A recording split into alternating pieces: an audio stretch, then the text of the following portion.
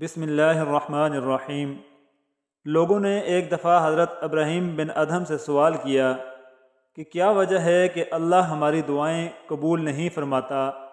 آپ نے فرمایا، تم خدا کو جانتے ہو مگر اس کی اطاعت نہیں کرتے، رسول اللہ صلی اللہ علیہ وآلہ وسلم کو پہچانتے ہو مگر ان کی پیروی نہیں کرتے، قرآن کریم پڑھ سکتے ہو مگر اس پر عمل نہیں کرتے،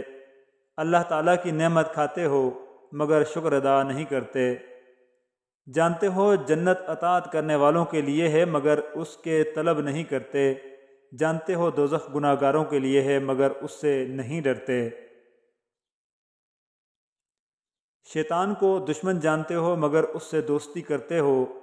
دور نہیں بھاگتے، لوگوں کو اپنے ہاتھوں سے دفن کرتے ہو مگر عبرت نہیں پکڑتے،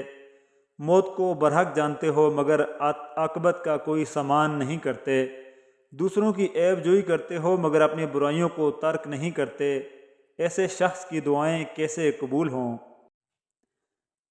ناکام لوگوں کی پہچان یہ ہے کہ وہ ہر وقت اعتراض کرتے ہیں، ہر معاملے میں خود کو حقدار سمجھتے ہیں، ان کی خود سمجھ نہیں آتا کہ وہ کیا چاہتے ہیں، دوسروں کے بارے میں باتیں کرتے ہیں، اپنی ناکامیوں کا الزام دوسروں کو دیتے ہیں، تبدیلی سے ڈرتے ہیں چاہے اندر کی ہو یا باہر کی، اپنی سوچ کو مکمل سمجھتے ہیں یعنی خود کو پرفیکٹ سمجھتے ہیں، بے مقصد لوگوں کی طرح زندگی گزارتے ہیں، دوسرے سے علم چھپاتے ہیں، سمجھتے ہیں ان کو سب معلوم ہے،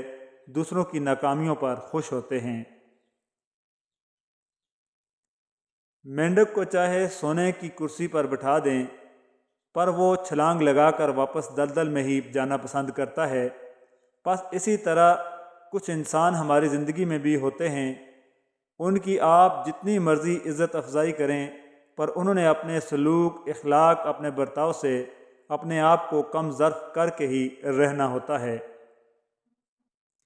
ہر خاندان میں ایک شیطان صفت مرد یا عورت ضرور ہوتا ہے جو دوسروں کو ہنستے بنستے گھر میں آگ لگانے کا کام سر انجام دیتے ہیں، ایسے فسادی لوگ اللہ اور اپنی آخرت کو بھول چکے ہیں، وہ اللہ کی دی ہوئی نعمتوں سے خوش نہیں ہوتے بلکہ دوسروں سے حسد کر کے، دوسروں کے گھر کا سکون برباد کر کے انہیں خوشی ملتی ہے،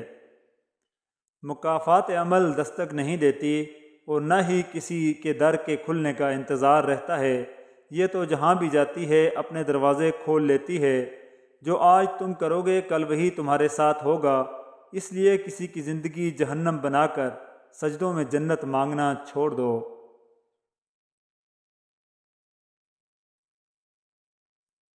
سورہ یوسف سکھاتی ہے کہ اگر اللہ کی رضا پر راضی رہو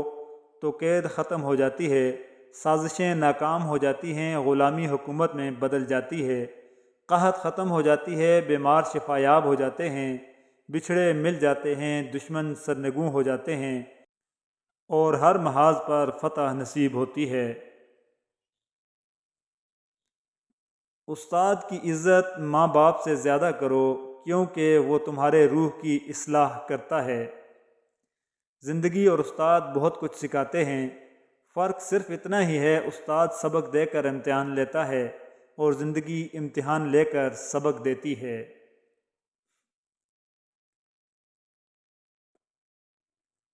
استاد بادشاہ نہیں ہوتا مگر بادشاہ بنا دیتا ہے، اپنے استاد کی عزت کرنا سیکھو کیونکہ آج تم اسی کی بدولت یہ عبارت پڑھنے کے قابل ہو۔ سکندر اعظم کا قول ہے، میرا باپ مجھے آسمان سے زمین پر لایا اور میرا استاد مجھے زمین سے آسمان پر لے گیا۔